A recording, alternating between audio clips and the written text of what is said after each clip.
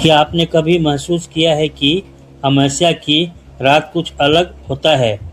कहा जाता है कि इस रात माँ काली की शक्ति सबसे ज़्यादा जागृत होती है, लेकिन कई लोगों का मानना है कि अगर इस रात कुछ अजीब संकेत दिखाई देते हैं, तो यह इस बात का संकेत हो सकता है कि माँ काली नाराज़ है।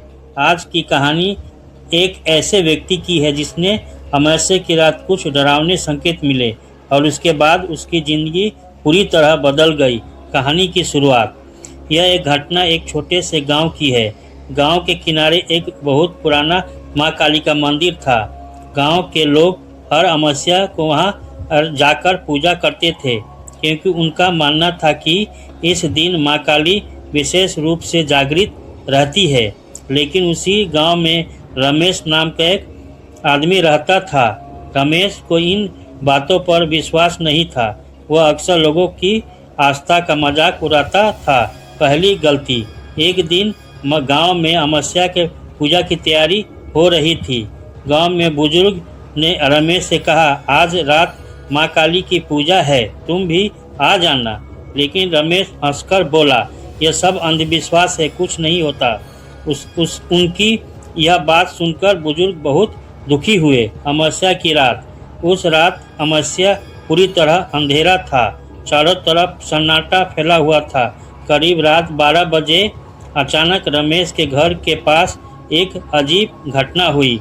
उसके घर के सामने रखा दीपक आप बुझ गया, जबकि वहां हवा भी नहीं चल रही थी। पहला संकेत। रमेश ने इस बात पर ज़्यादा ध्यान नहीं दिया, लेकिन कुछ देर बाद उसे लगा जैसे किसी के कदमों की आवाज़ आ रही है, टप टप टप। उसने दरवाज़ा खोला, लेकिन बाहर कोई नहीं था। अब उसका मन हल्का डर पैदा हो गया। दूसरा संकेत।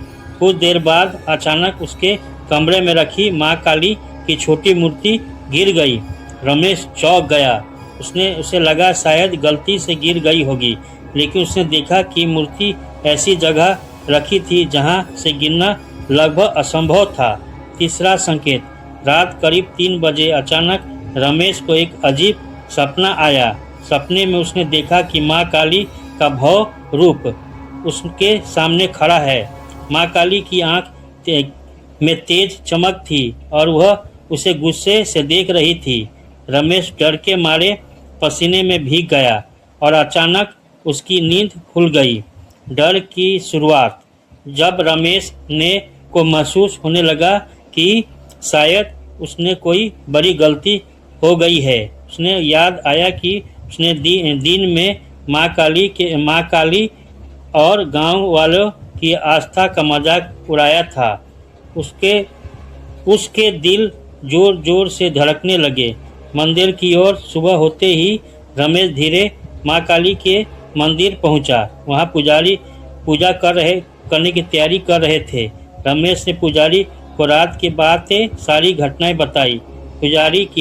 पुजारी ने शांत स्वर में कहा, बेटा, अमावस्या की रात माँ काली की शक्ति बहुत प्रबल होती है।